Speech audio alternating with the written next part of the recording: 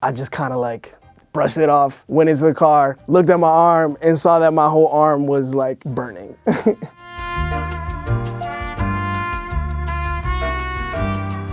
Hey, I'm Davi, and I'm gonna tell you about a time where I learned about time management. So I think typically I'm a person who goes with the flow. Sometimes that means I'm on time, sometimes that means I'm not on time. You know, I can be a very indecisive person at times. So when I'm looking at what I'm gonna wear, I might do, 4 or 5 takes, 4 or 5 looks into my closet, try to see what's available, try to see where I'm going, matching everything up.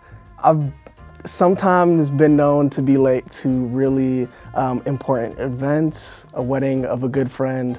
I may have possibly, showed up a little late, which is cool.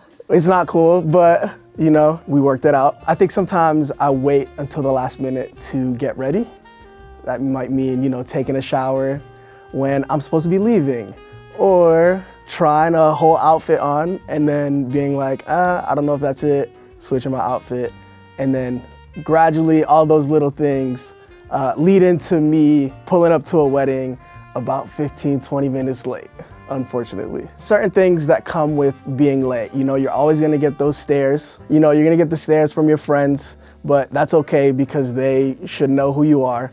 And if they don't, then maybe it's time to reconsider that friendship. So I'm not too worried about the friends looking at me some type of way, but it's the other people. Maybe there's some family, friends, or some elders who might expect people to show up on time to weddings. Ultimately, it's the stares. Like when you're late, you wanna make sure you kind of, put your head down so you can avoid anyone looking at you at all costs. About a year ago, my good friend, who's also my roommate, and at the time was my coworker, we would carpool together. On this particular Friday, I'm getting ready for work. I'm a little late. I'm showering, just kind of woke up a little later, but it's Friday, it's cool. I have my nice floral shirt that I just bought, and I'm just getting ready for work. My roommate is already ready, so he's like, hey, I'm gonna wait in the car. So I'm like, cool, I'll be out in 5 minutes. So he goes, leaves. I just gotta iron my shirt. I just gotta iron my floral shirt and then I'll be good. So I do that, I iron my shirt, and then I go in front of the mirror to do kind of that standard last check before you leave the house. I do that, and then I see that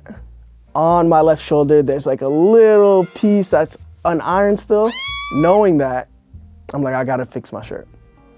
What I do is I run over to the iron, which I had unplugged. It was still hot, so I was like, I need to, be as efficient as possible. I take the iron.